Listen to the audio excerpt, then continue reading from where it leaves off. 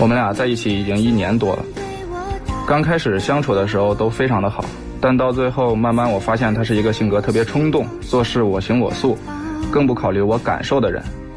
为此我们总是吵架。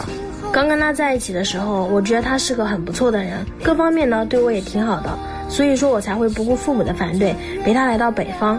可自从我来到北方之后，我觉得他对我的态度没有之前那么好了，我现在对他这个人很失望。他甚至每次吵架都和我闹分手，让我很没有安全感，这让我也很累。我当时那么的不顾一切，不顾爸妈的反对来找他，现在想想我真的不知道我当初的决定是对还是错。有请这对情侣，有请。小金24岁，来自浙江个体，有请小金。小李23岁，来自浙江待业，有请小李，有请。欢迎两位哈，都是浙江人吗？是。现在生活在？我现在在河北廊坊。做什么呢？就是父母在家里面那边做家具行业。那您现在在哪儿啊？我现在陪他一起来到了北方。呵，这谈了几年恋爱啊？1年多，将近2年了。那陪他来北方有多久呢？2、3个月了已经。是在浙江认识的是吗？对对对。为了爱情你奔他而来？对。父母是不愿意让你来北方吗？对。为什么呢？我爸已经说，就是如果我来就把我腿打断。所以也不敢回去是吧？我敢，因为我现在就想回去。现在感觉我来了这儿，他没有对我以前那么好了。哦，对，就是冒着腿被打断的风险，也准备回家了。对，这爱情闹的，看看怎么回事啊？就是一开始我们两个是在早餐店认识的啊，那时候我们都在买早餐，正好没有座位了，我跟他是一桌，然后他当时看着我就是吃的比较多，买的比较多嘛啊。然后我们双方就加了微信。不是，你心里是琢磨说这么瘦小，怎么有那么大一个胃是吗？对，我说这咋那么能吃？他点了10个包子。多大的包子？就那么大。杭州的这个大包和上海的包子都挺大，大家不要认为只有小笼啊，大包哎，因为他能吃，所以你在想这人怎么越吃越瘦？想了解这个秘诀，就加了微信。加了微信之后呢，然后就是一直聊，感觉就是双方兴趣爱好比较合得来啊，然后就在一起。相处一段时间，我就发现他的性格就是有点我行我素，不考虑后果啊，然后从来不考虑我的感受。这我们怎么理解呢？啊，举个例子吧。他经常就是跟他朋友在外面说我坏话。就有一次，他跟他朋友出去玩，我本来不同意他跟他朋友出去的，一开始也跟他说过了，但是他不听。然后他就偷偷出去了。出去之后，他回来跟我说，他朋友说让我们2个分手。为什么呢？就是我闺蜜嘛，她说，哎，你男朋友老是迟到，那为了你的未来考虑，我觉得他这个应该改这个毛病。但是为什么当天晚上你却跟我说，你朋友跟你说的是让我跟你分手？我已经跟你说了改变，而且我也没有跟你分手，我只是给你提建议。那为什么你朋友不能当面跟我讲呢？那你是跟他谈恋爱吗？这个话问的特别好。就感觉你就是永远都生活在你朋友的世界里啊。并不是咱俩在谈恋爱。如果你做出改变，人家不会对你有任何看法。这个你朋友也挺奇怪的，他跟你朋友不在一起工作吧？就是在他隔壁。隔壁是什么意思？比如说这2个店是连在一起的，但上班时间都是一样的。你当时在南方从事什么工作啊？餐饮，老迟到是吧？对，当时也没分，反正就这么过来了是吧？他就经常跟我闹，吵架的时候就是老拿那个分手来威胁我，然后之前还分开过一段时间。为什么分呢？就是因为那次在我老家嘛，在我爷爷那边，待了10几天，就是那天晚上吃完饭，他没有跟我讲，就自己一个人跑到山里面去了。去山里干嘛呀？中午我们就有那个矛盾在了，他老玩游戏，我说咱俩得吃饭了，然后他就在那玩到后来他妈不是催我吗？然后我就说看不下去，我就给他端了1碗饭上去，就好像伺候少爷一样。那天我正好也是吃了很多，我不饿，他就跟我闹脾气，我就特别奇怪。阿姨让我催我，那我肯定不可能说啊我不叫你吧，对吧？他就什么也没跟我说，就自己出去了。天黑了他才回来。回来之后我也是处于关心，问他你去哪里了？然后他跟我说他自己一个人出去山里面玩了。就因为这件事我们就吵了起来。他特可笑，你知道吗？他说哎我担心你。我怎么你？他微信也不给我发，电话都没给我打一个。你先不跟我说的，为什么先让我跟你说呢？你担心你不就嘴上说说吗？那你吃饭的时候你就在我旁边，为什么先让我来说呢？你都没行动，你还好意思说？那你还怪我啊？哎呦，男生可能觉得你来我家了嘛，你要有个3长2短的，我怎么跟你家人交代，对吧？是的。女生会觉得说，你没长眼睛啊，你没看见我生气了，我出去遛个弯你也不追我，对吧？对呀。都有气，可以理解。咱往下说啊，后来呢？后来就是分开了一段时间，分开就因为1个月这事儿，对，就分了。分了1个月左右。这谁提出的分呢？一开始吵到最后的时候，他先提的分，然后我就随口说了一句就在你们家就大吵。对，行吧，反正就这么分开了，分了1个月，对，也没微信联系吗？后面才微信联系。他一开始先把我拉黑了嘛，啊，从拉黑名单里面把我拉出来了啊，我也是比较珍惜这段感情，他也是这样，然后我们就互相承认错误了。后面也是我先挽留他啊，行，因为我太生活小白，啥也不会。就他还挺厉害，什么都懂。对，做饭什么也得他来。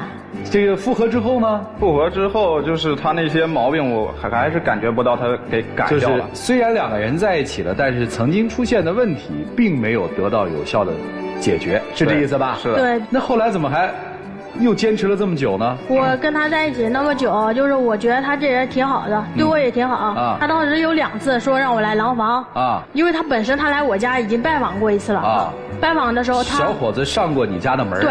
啊。他当时是说我是浙江的。啊。那我爸想浙江的是不是离得近，就是可以处一处。嗯。后面他说他去北方，我爸也不想，哎，女儿家那么远不好照顾，对吧？啊。你家里几个孩子啊？我家2孩子。你行几啊？我是老大。南方我知道啊，如果家里面都是闺女的话，可能家里会提出类似于入赘之类的要求。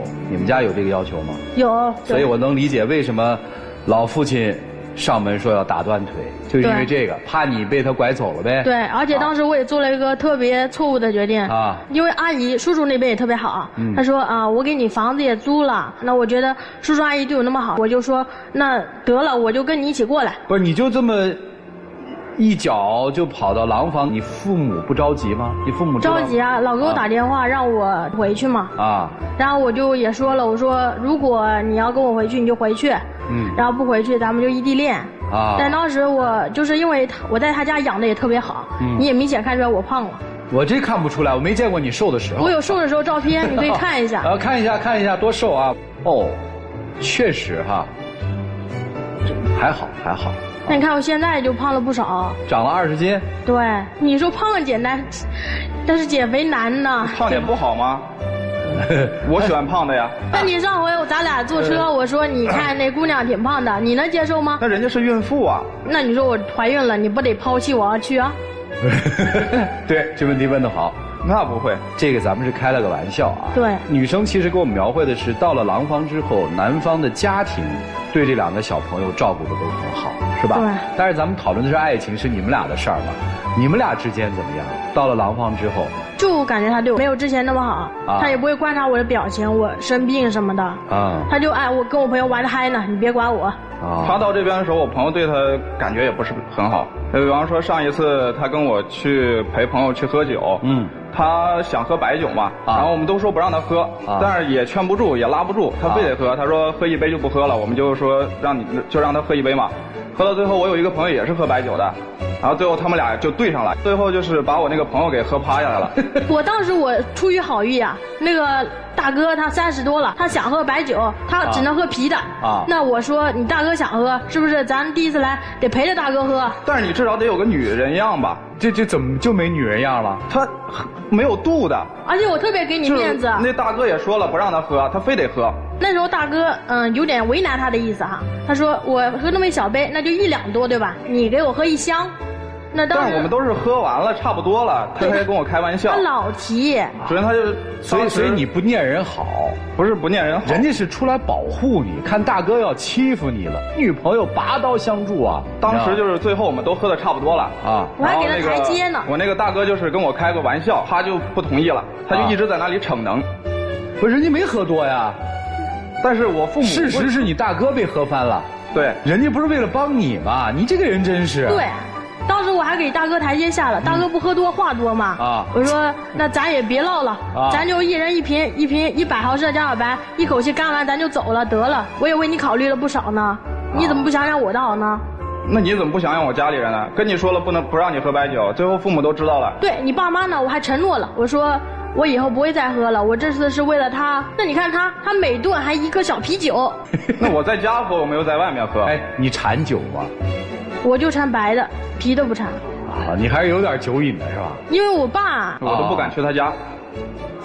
去他家2回，每回都是喝牛奶。刚才说去他们家怎么了？喝牛奶怎么了？那事儿他不是来我家嘛？第一次，他到我大伯家，我大伯给他倒了瓶红酒，他喝了，对吧？那我到我家，我爸给他敬酒，人可搞笑，倒了杯牛奶，来，你什么意思？当时去他家的时候，他就跟我说他爸很能喝，因为我不会喝，我怕喝多了出糗。你也是哈，你跟朋友能喝，跟你未来媳妇儿的爹就不能喝了。他喝白酒，我喝不了。那你说叔叔我不能喝白酒，啤酒我陪您喝。我们也有啤酒在桌子上。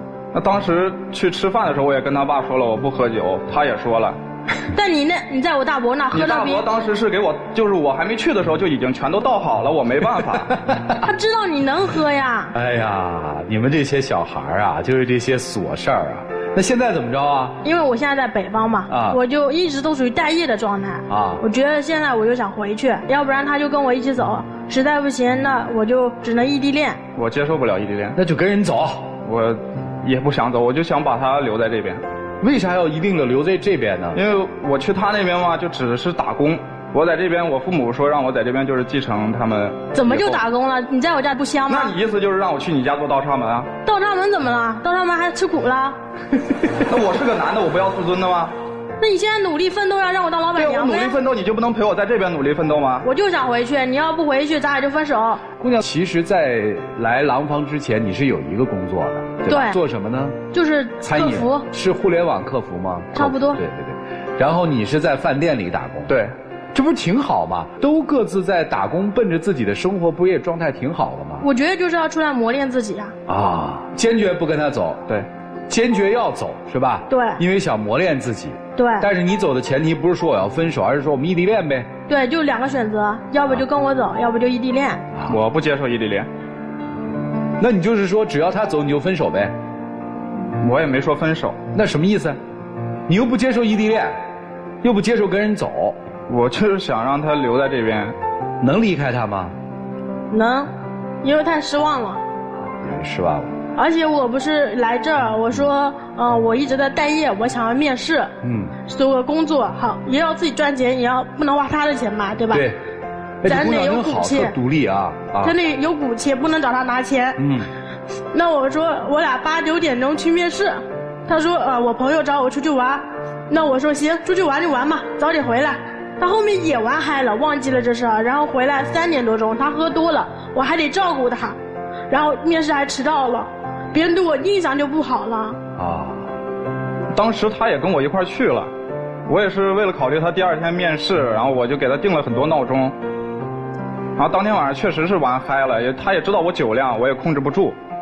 你除了不跟他爹喝，跟其他人我看你都喝。那主要是很久没见的朋友了啊，所以啊。你说，你看你这装的，好，姑娘有一颗想上进和想独立的心，对吧？所以觉得现在这个日子好像被束缚住了。对。这个爱情应该怎么办呢？听听老师们的建议，一起进入丘比特问卷。你是我的女儿的话呢，我会又喜欢又心疼，因为就是一个女孩子身上的那种小的东西呀，还有那种勇敢的东西呀都有，但是呢，你是只长肉不长心了，就是在这个过程当中，一直都是你挺勇敢的在付出，你总在关心别人怎么对你评价，就是别人怎么看待，但是最后你会发现，他的朋友和你的朋友都不看好你们的关系，所以你们在朋友圈是没有得到支持的，然后在你的父亲这儿也没有得到一个支持。从这个意义上而言，你的勇敢显得孤立无援，所以你只有靠出走才能够赢得关注。但是赢得关注又怎么样呢？所以你们2人，我的建议是，能不能够从孩子变成一个有责任的人，成为一个独立的家庭的这样一个准备。显然从目前来看，大家还在自己的小算计当中想着自己的那一份勇敢和固执，但是仅有勇敢仅有固执是不足以进入爱情的。好，谢谢春薇老师。女生听起来今天是有小勇气的，但其实女生你是个小糊涂哦，你特别的鲁莽。我们成长不是靠硬撞的，不是靠冲动的，靠的是轻轻打开这个门，抬腿迈出去。你完全没有这个过程，你想想，你从老家千里迢迢来到廊坊，你有想过将面对的是怎样的生活环境，是怎样一个男生一个家庭吗？你其实没有做一个仔细的考量，你就这么不管不顾的来了。而如今，其实在短短2、3个月，你这个男生这里不对那里不好，不行，我得挣脱这份情感，回到家乡去找自我。找自我不是在哪儿找，不是靠和别人的关系，爸爸对我的爱还是男朋友对我的爱，不是在关系中找自我，是在自己的内心里有了力量才能找到自我。但是值得庆幸的是，你至少还有一点点警钟在敲啊，说我不能沉沦，这一点我还是替你高兴的。但我希望你要冷静去思考，男生特别的心安理得，啥都有了，此生夫复何求，是一种特别麻木的状态。你还不如他的状态，你一张嘴就说我父母把他照顾得很好，我父母很喜欢他，我父母租好了房子，你在干什么呀？你是谁呀？所以我拜托你，能不能给自己也戳2下扎2下，醒一醒啊，不要那么麻木的禁锢在无论是你的家庭，无论是生活，还是你自己设地为牢的这样一个小小的空间里。拜托你抬抬腿走出去，要么用你的努力把他留下来，好好去找份工作，你也找他也找，要么就跟他去浙江，好好的去经营你们2个的小爱情，经营你们俩未来的生活，否则就只能分手。我从不看好为爱情远走他乡这件事儿。基本上为爱情远走他乡的故事都是以浪漫开始，以眼泪收尾，很少能够有成功的。而且就算成功，会在未来的很长一段时间，女生以此为说辞，然后男生从此不管不顾。所以我觉得，如果你仅仅当初出走是因为爱情的话，那这道命题根本不成立。如果为爱情远走他乡，只有一个原因，我希望我因为一段爱情开始在另一个城市的生活，但我更希望的是我能够有更多未知的人生。我爱这个人，但我爱的更多的是我可以打开更多的世界。所以你当时跟着他来到这个廊坊，抱的就是我为了感动你，我为了能够让你对我更好，所以我跟你来了。你根本没想过来到廊坊之后你的人生该怎么过。感动只是一时的，而你们2个人又是什么样的人？你们2个人是吃不了苦，再加上不够爱对方。很简单，现在为什么要闹着回去啊？因为在这受不了了，饭吃不惯，生活过不惯，回家享福啊。你说什么自己找工作啊，然后为了这个希望自己能够独立，能够打拼，但都只是嘴上说说而已。没有，你如果真的要是能够做到我完全自己独立的话，你的那一次面试就一定不会迟到。所以我说你们2个人都是吃不了苦，只会享受当下的福。对，在这边受不了了，所以要回家。你也一样，你干脆就离不开你爸妈，离不开在他们身边生活。当爱情和生活的魔力相撞的时候，你们2个人都会一致的选择向生活低头，那么这段爱情也就此打住。所以吃不了生活的苦，又不够足够爱对方，然后还要为爱情远走他乡，那最后的结局谁都可以看得见啊。所以不要后悔，也不要觉得惋惜，因为这都是你们人生自己的选择。谢谢。好，谢谢莎娜老师。通常在异地恋中啊，就是大家会问很多的问题，到底是应该是女投奔男呢，还是男投奔女？但大多数情况都是女生选择了投奔，因为其实在这个问题上，男生的选择通常会更理性，女生会更感性。但是感性选择的背后是一种依托心理。女生到了男生所在地，那你所有的事情都要围绕我转，你要把我对我的感情、我的感受放在第一位。但恰恰这个男生是无法承受这一些的，因为你把他养胖了，把他伺候好了，租房子那全都是你利用了自己父母的关系，而不是你。你没有拿出真心去投入到这个女孩身上，你在关注着喝酒，跟朋友的交际，对不对？包括她的事业，包括她心里的诉求，你都没有照顾到，因此这个女孩才选择回去。她是对你失望。女孩决定来是仓促的，决定回去也是比较仓促。你的动作总是先于你的思考。你可能根本就不了解这个男孩，你应该是喜欢上进的，要脱离自己家族企业的那种男生。对。但恰恰这个男生并不是你想象的那样。这个男生可能他自己知道自己的工作能力不强，他去外头打工他会经常迟到，他知道自己在外头去闯会遇到各种的阻碍，所以他不敢出去。你想想他跟你回去的这种几率大吗？或者说你跟他来，他能够给你幸福吗？因为他没有足够的责任感，你的选择太仓促。回去呢是可以回去，但并不一定要断然下决定说回去我们就分手，不一定。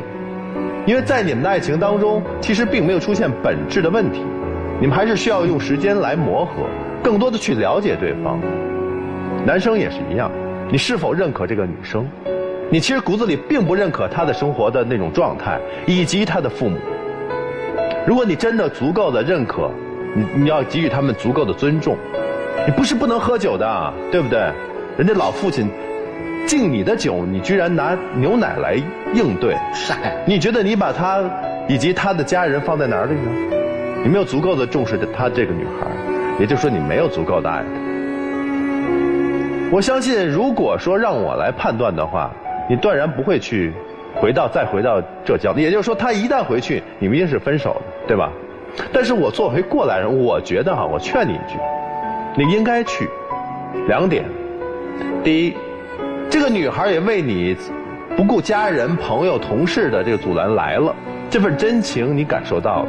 如果说你对这个女孩真是还有爱的话，你应该去，至少去证明一下自己之前的感情不是欺骗，对吧？第二，你之前的事业你是失败的，如果说你现在的事业你们家族没有撑起来，你能撑得起来吗？我相信你的父母是需要你去锻炼一下，然后再回来接替他们的事业，否则就你这样自己也会把自己的家族的事业做败的。为了你的爱情，为了你的事业，我真的建议你跟着他回去，就这样。我告诉你要找个什么男人，你爹要说打断你的腿，他站出来说来，你先把我的腿打断。他敢带你私奔，他敢有这个勇气，有吗？去了家里连口酒都不敢喝，别那么怂，你是个男人，对吧？见到自己未来的岳父了，怎么着喝一杯，喝丢人呗，你让他知道你是个什么人。不说了，这么年轻，22、23岁，想分就分，想合就合，完全按照自己心里想法走，这才是你们做年轻人该有的东西。像个男人一样的活着啊！加油吧，孩子，一起进入真情60年。其实在一起已经快2年了。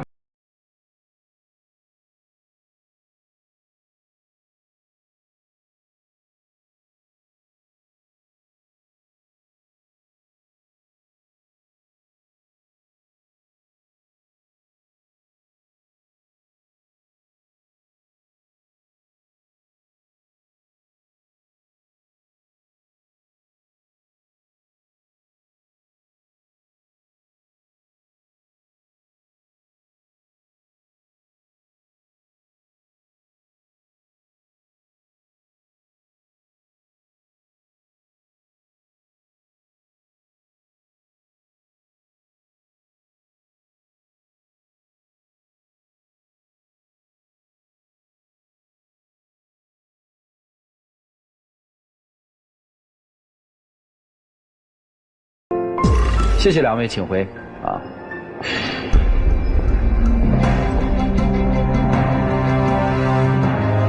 来，请关门啊。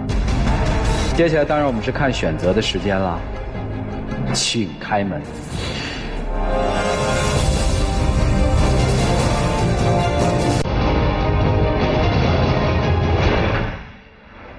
去浙江，对，怎么想明白的？我觉得刚才听老师他们说，然后我自己也考虑了一下，就是这么大了嘛，确实不应该在家里面那种束缚。我觉得应该去他那边打拼出自己的一番事业。如果心里有他，真的还爱他，真的想那样去做，去追他吧。谢谢你，秦晖。